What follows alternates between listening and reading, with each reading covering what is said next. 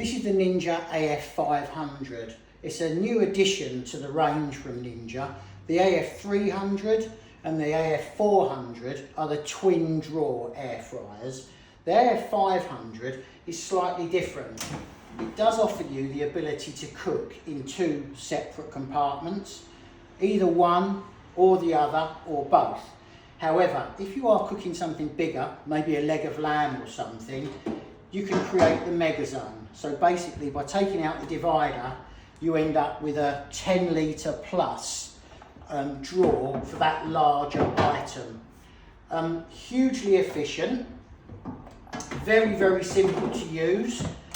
You just literally need to tell it what you want to do: air fry, roast, bake, set your times, set your temperature, and away you go.